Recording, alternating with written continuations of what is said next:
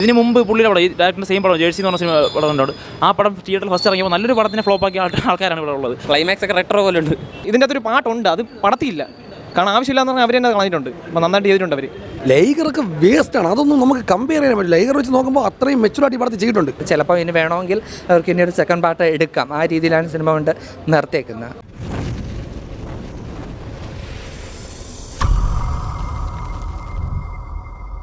ജേഴ്സിയുടെ അത്രയൊന്നുമില്ല, പ്രതീക്ഷിച്ച അത്ര പോരാ. അനിരുദ്ധിൻ്റെ മ്യൂസിക് കൊള്ളാം, മറ്റേ വെങ്കടേഷ് കൊള്ളാം, വിജയ് ദേവരൻ്റെ ചേട്ടനായിട്ട് അഭിനയിച്ച പുള്ളിയും കൊള്ളാം. ബാക്കിയൊക്കെ ജസ്റ്റ് കണ്ടിരിക്കുക, അത്രേ ഉള്ളൂ. റെട്രോ ഫീലാണ്.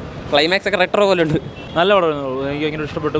കാരണം ഞാൻ ഇനി തെലുങ്ക് സിനിമ വലിയ താല്പര്യമുള്ള ആൾക്കാരല്ല ഞാൻ, പക്ഷേ ഞാൻ ഇപ്പോൾ കണ്ടുകൊണ്ട് വരുന്നുള്ള ആൾക്കാരാണ്. അപ്പോൾ എനിക്ക് പറയാനുള്ള വെച്ചാൽ ഈ പടം എനിക്ക് പേഴ്സണലി വർക്കായി, നല്ല രീതിക്ക് വർക്കായി. ഇതിനി ആൾക്കാർക്ക് എങ്ങനെ വർക്കാതിരിക്കാൻ അറിയത്തില്ല, കാരണം ഇപ്പോഴത്തെ ഓഡിയൻസ് ആണ് എനിക്കൊന്നും പറയാനുള്ള. ഇതിന് മുമ്പ് പുള്ളിയുടെ പടം ഈ ഡയറക്ടറിൻ്റെ സെയിം പടം ജേഴ്സി എന്ന് പറഞ്ഞ സിനിമ പടം കണ്ടോണ്ട് ആ പടം തിയേറ്ററിൽ ഫസ്റ്റ് ഇറങ്ങിയപ്പോൾ നല്ലൊരു പടത്തിനെ ഫ്ലോപ്പാക്കിയ ആൾക്കാരാണ് ഇവിടെ ഉള്ളത്. അപ്പോൾ അത് കണ്ടിട്ട് എങ്ങനെ അറിയാം. ഈ പടത്തിന് എനിക്കിപ്പോൾ എടുത്തു പറയാനുള്ള അനിരുദ്ധിൻ്റെ മ്യൂസിക് ആണ്. പുള്ളി ഈ പടത്തിന് സ്കോർ ചെയ്തൊരു സംഭവമാണ്. ആ സ്കോർ ഇല്ലെങ്കിൽ സത്യം ചിലപ്പോൾ ഈ പടത്തിന് ആ ഒരു ലൈഫ് കിടത്തുന്നില്ല. പടത്തിൽ സ്കോർ ആയിക്കോട്ടെ, DOP ആയിക്കോട്ടെ, ആർട്ട് ആയിക്കോട്ടെ, എഡിറ്റർ ആയിക്കോട്ടെ, നവീൻ നൂലി ആയാലും അവിനാഷ് കോളേജിൽ ആ പുള്ളിക്കാരനൊക്കെ എഡിറ്റ് ചെയ്ത് വെച്ചിരിക്കുന്ന ഒരു സാധനമുണ്ട്. ഒരു രക്ഷയില്ല. അവിനാഷ് കോളേജ് ആർട്ട് എടുത്തു പറയേണ്ട സാധനമാണ്. നല്ല രസമുണ്ടായിരുന്നു, നല്ല പടമായിരുന്നു. അപ്പോൾ എല്ലാവരും കണ്ടിട്ട് ഇഷ്ടമുണ്ടെങ്കിൽ ഇഷ്ടപ്പെടുമെന്ന് അറിയത്തില്ല. എനിക്ക് ഇഷ്ടപ്പെട്ട് ഞാൻ എൻ്റെ അഭിപ്രായം പറഞ്ഞതേ ഉള്ളൂ. കുഴപ്പമില്ല ബ്രോ, ഇപ്പോൾ റജി പടം അത് പറയാനായിട്ടൊന്നുമില്ല. വിജയ് ദേവരകൊണ്ട അവസാനമാണെങ്കിൽ 3 പടങ്ങൾ വെച്ചങ്ങനെ കൊള്ളാം, അല്ലാതെ വേറെ അങ്ങനെ വേറൊന്നുമില്ല. ഈ ഡയറക്ടറിൻ്റെ ഹൈപ്പിലാണ് വന്നത്. പുള്ളിക്കാരൻ്റെ ജേഴ്സി പടത്തിന് ശേഷം എടുക്കുന്ന ഒരു പടം എന്നാണ് പറയുന്നത്. അതുകൊണ്ട് ഞാൻ പിന്നെ അങ്ങനെ വന്നതാണ്. അപ്പോൾ അതിൻ്റെ അത്ര ഇല്ല. അനിരുദ്ധൊക്കെ അടിപൊളിയായിരുന്നു, വെങ്കടേഷ് കൊള്ളായിരുന്നു, പുള്ളിക്കാരൻ്റെ ബ്രേക്ക് ത്രൂ പടമായിരുന്നു. VDJയുടെ ഒരു കമ്പാക്കാണ് കേട്ടോ. VDJ അടിപൊളിയായിട്ട് അത് ചെയ്ത് വെച്ചിട്ടുണ്ട്. പിന്നെ അനിരുദ്ധ്, വെങ്കി, ടെക്നിക്കലി ആണെങ്കിൽ ഗിരീഷ് ഗംഗാധരൻ, നമ്മുടെ ജോമോൻ ടി ജോൺ, നവീൻ നൂലി, ഇവരുടെയൊക്കെ അടിപൊളി സാധനം ചെയ്ത് വെച്ചിട്ടുണ്ട്. അവർ നന്നായിട്ട് വർക്ക് ചെയ്തിട്ടുണ്ട്. എനിക്ക് നന്നായിട്ട് വർക്കായി. 2 മണിക്കൂർ 50 മിനിറ്റോളം ഉണ്ട്, പക്ഷേ എവിടെ ഒരു തരി അൺവാണ്ടഡ് സാധനം പോലും വരിട്ടില്ല. ഒരു റൊമാൻറ്റിക് എലമെൻറ്റ് പോലും അവർ ഇതിൻ്റെ അകത്തൊരു പാട്ടുണ്ട്, അത് പടത്തില്ല, കാരണം ആവശ്യമില്ലാന്ന് പറഞ്ഞാൽ അവർ തന്നെ കളഞ്ഞിട്ടുണ്ട്. അപ്പോൾ നന്നായിട്ട് ചെയ്തിട്ടുണ്ട് അവർ.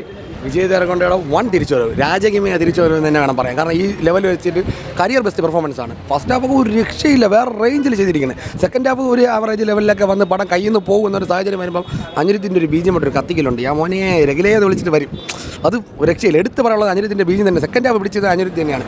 പിന്നെ പറയാനുള്ളത് വെച്ചാൽ വില്ലൻ നമ്മളെ വെങ്കി ഒരു രക്ഷയില്ല, നെട്ടിച്ച് കളഞ്ഞു. നായകനേക്കാൾ പെർഫോം ചെയ്യുക എന്ന് പറഞ്ഞാൽ അത് അന്യനാട്ടിൽ പോയിട്ട് ചെയ്യണമെന്ന് വെച്ചാൽ വലിയ കാര്യമൊന്നുമല്ല. അത് സൂപ്പറായിട്ട് ചെയ്തിട്ടുണ്ട്. സ്ക്രീൻ പ്രസൻസും കാര്യങ്ങളും എല്ലാം വേറെ ലെവൽ തന്നെയാണ്. ലൈഗറൊക്കെ വേസ്റ്റാണ്, അതൊന്നും നമുക്ക് കമ്പയർ ചെയ്യാൻ പറ്റില്ല. ലൈഗർ വെച്ച് നോക്കുമ്പോൾ അത്രയും മെച്ചുറായിട്ട് പടത്തിൽ ചെയ്തിട്ടുണ്ട്, ആ സൂപ്പറായിട്ട് ചെയ്തിട്ടുണ്ട്. അത് വിജയ് ദേവരകൊണ്ട എടുത്ത് പറയാനുള്ള തന്നെയാണ്. റെട്രോ ടൈപ്പ് ലെവലുള്ള കഥയും കാര്യങ്ങളൊക്കെയാണ്. എന്നിരുന്നാൽ പോലും ഈ റേഞ്ചിലാണ് ചെയ്യുന്നതെങ്കിൽ റെട്രോ കത്തിയെങ്കിൽ, പക്ഷേ ചെയ്തില്ല.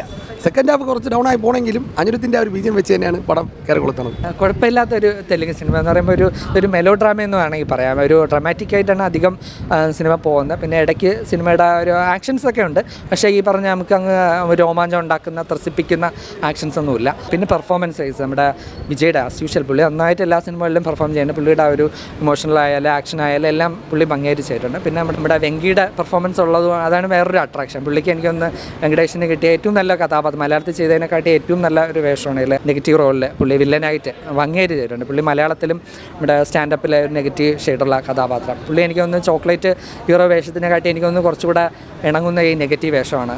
ഒരു സുന്ദരനായ വില്ലൻ എന്നൊക്കെ പറയുന്നത് നമ്മളെ പണ്ടത്തെ ദേവനെ പോലെയും അങ്ങനെയൊക്കെയുള്ള ഒരു നന്നായിട്ട് പുള്ളി ചെയ്തിട്ടുണ്ട്. പിന്നെ മ്യൂസിക്കൽ എന്ന് പറയാൻ പാട്ടിന് ഇതിൽ യാതൊരു പ്രാധാന്യമില്ല.